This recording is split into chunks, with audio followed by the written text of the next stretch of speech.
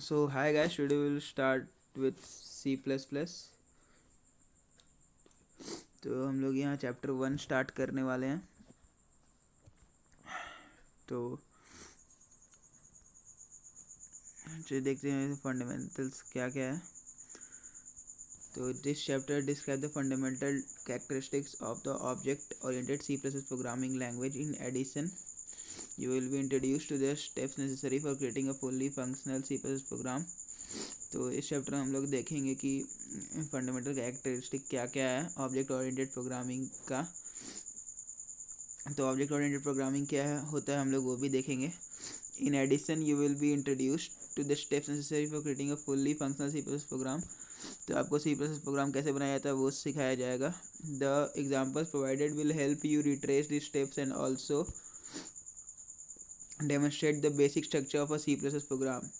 तो आपको जो भी एग्जांपल्स दिखाया जाएगा वो आपको स्टेप्स मदद कर देखने में हेल्प आएगा और आपको एक बेसिक प्रोग्राम कैसे बनाया जाता है वो भी बताया जाएगा।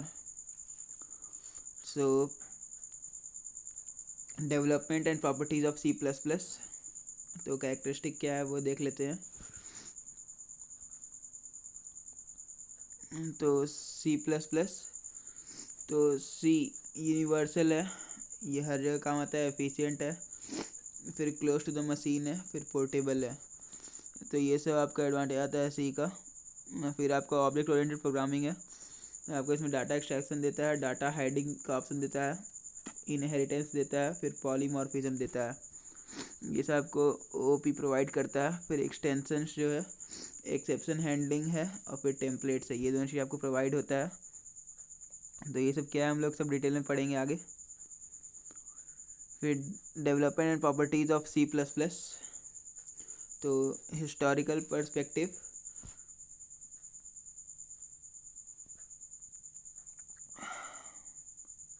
तो the C plus programming language was created by Bjarne Stroup and his team at Bell Laboratories, AT&T USA to help implement simulation projects in an object-oriented and efficient way।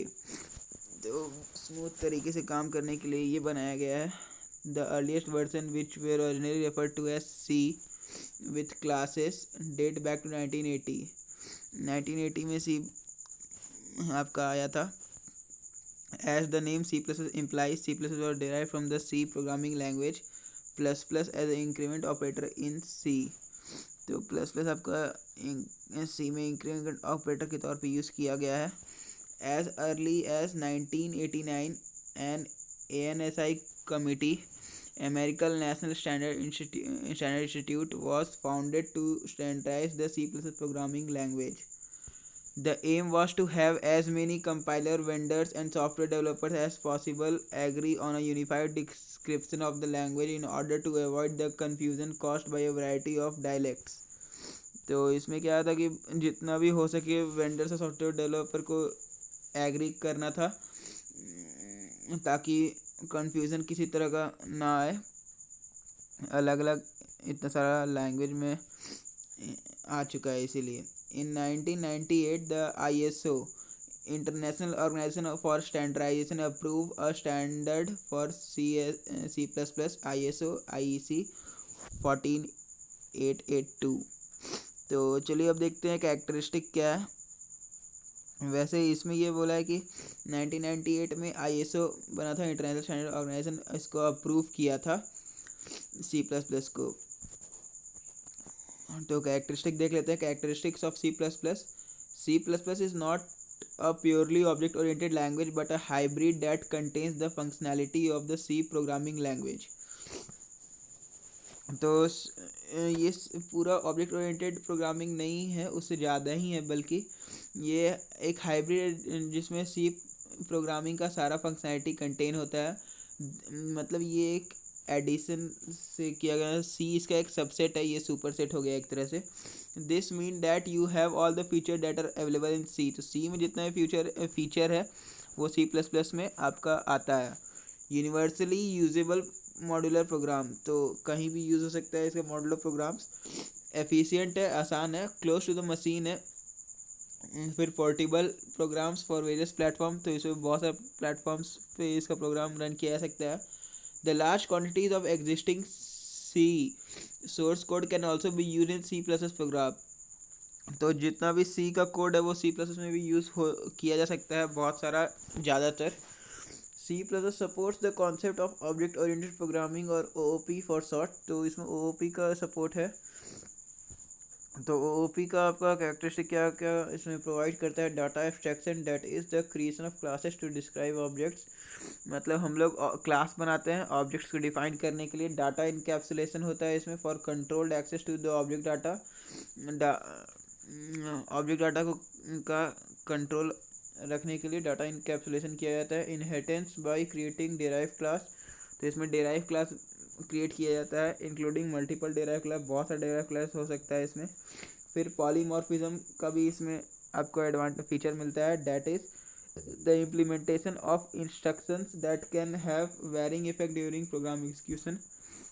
तो ये सेट ऑफ इंस्ट्रक्शंस होता है जिसको implement किया जाता है.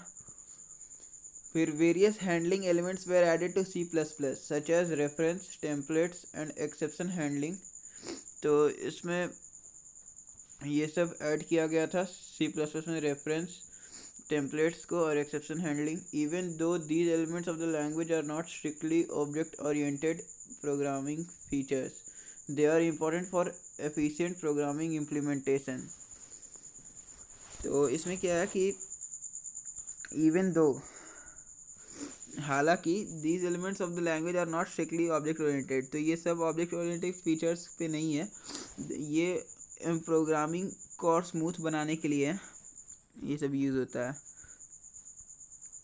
तो object oriented programming का ट्रेडिशनल कॉन्सेप्ट ये है कि फंक्शन 1 डाटा 1, फिर उस डाटा को फंक्शन 2 में लिया आता है, फिर ऐसे ऐसे ये चलते रहता है. फिर ऑब्जेक्ट ओरिएंटेड कॉन्सेप्ट, इसमें क्या है कि ऑब्जेक्ट 1 है, फिर इसका प्रॉपर्टीज़ और कैपेबिलिटीज़ ये ऑब्जेक्ट 2 को दे या ले सकता है.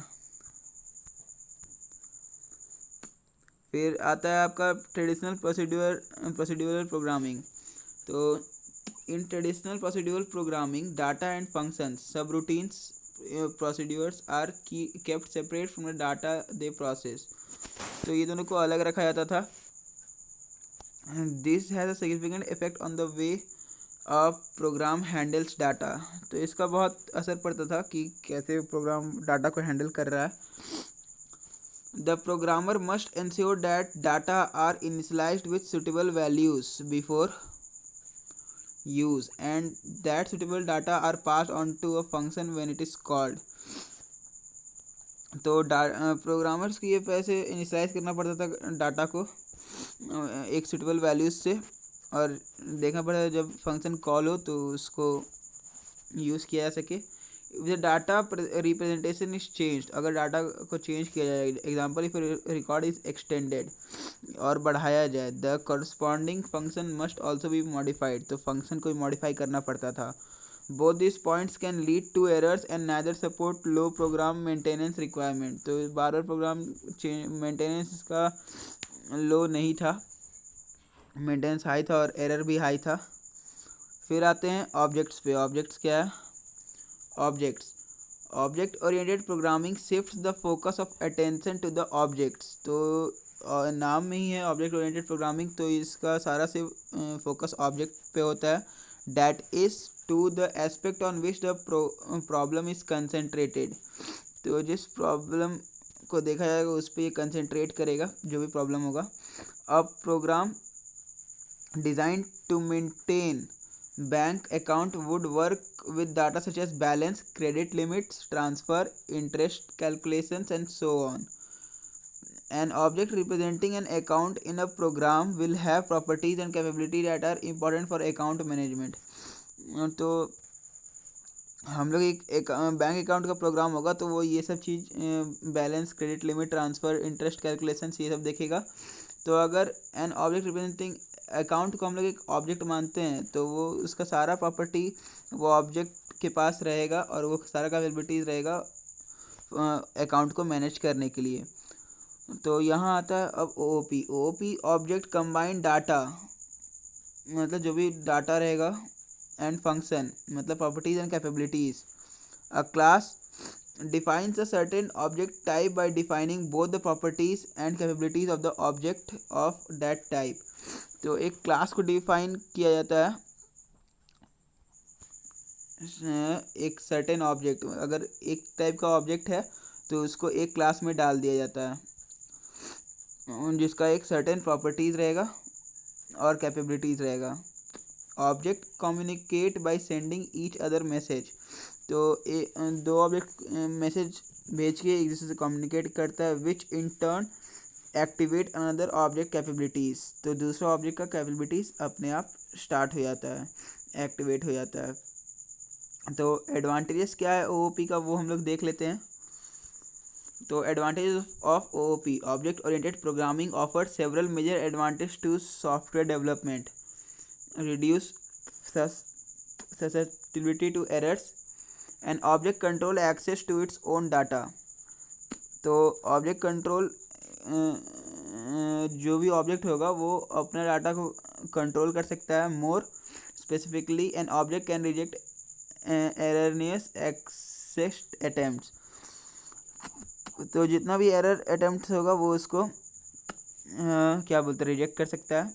ईजी रीयूज इसका एक फीचर एडवांटेज है। Objects maintain themselves and can therefore be used as building blocks of for other program. तो अदर प्रोग्राम में भी यूज़ किया जा सकता है इसको आराम से। Low maintenance requirement and object type can modify its own internal data representation without requiring changes to the application. तो एप्लीकेशन में बिना चेंज किए हम लोग डाटा को इंटरनल डाटा को मॉडिफाई कर सकते हैं। So developing of a C++ programme, तो translating of a C++ programme, तो पहले एडिटर होता है जो सोर्स फाइल में आता है, फिर आपका एक हेडर फाइल होता है, फिर इस दोनों को कंपाइलर कंपाइल करता है और फिर इसको ऑब्जेक्ट फाइल बनाता है। फिर आपका ऑब्जेक्ट फाइल से ये स्टैंडर्ड लाइब्रेरी और अदर लाइब्रेरीज जितना भी वो सब ऑब्जेक्ट फाइल्स वो सब लिंक होता है और फिर एक एग्जीक्यूटिबल फाइल हम लोग का तैयार हो जाता है।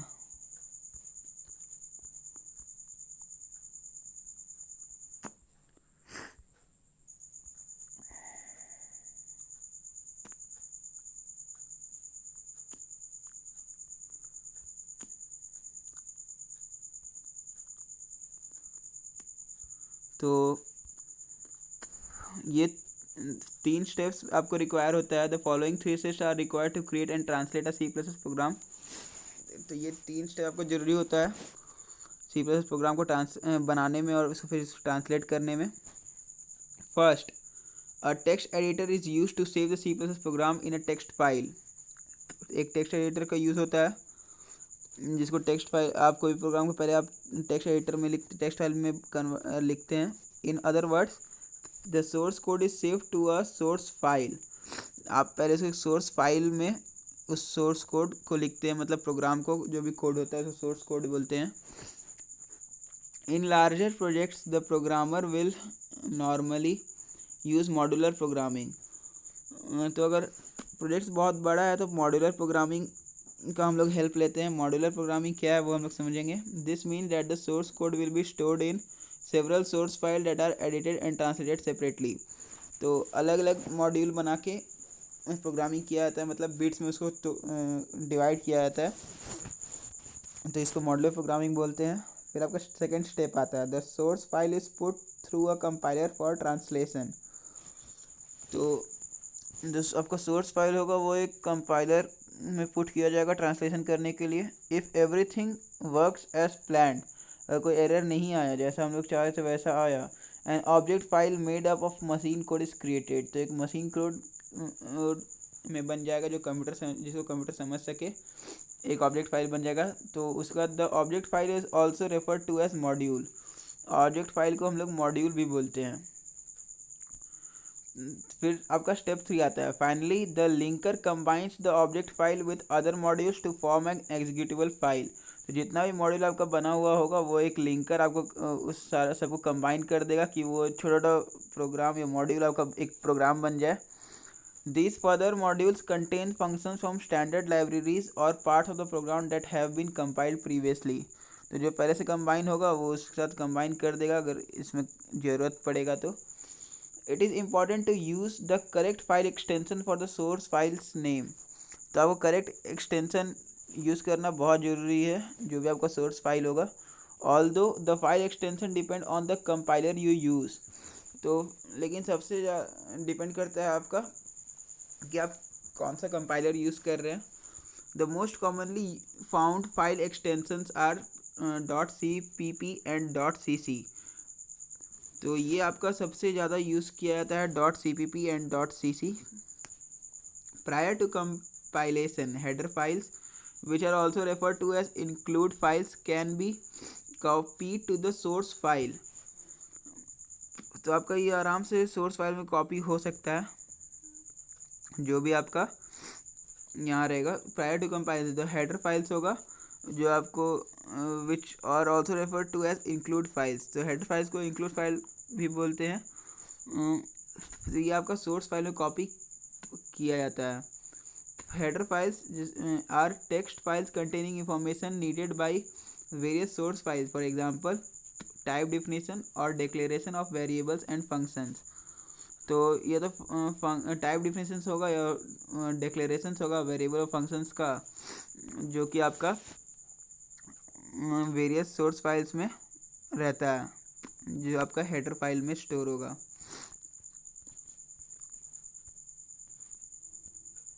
फिर आपका आता है header files can have the file extension .h. तो हेडर फाइल का फाइल एक्सटेंशन आपका .h होगा. But they may not have any file extensions. पर उनके पास कोई फाइल एक्सटेंशन नहीं भी हो सकता है. The C++ have standard library contain pre defined and standardised function that are available for any compiler.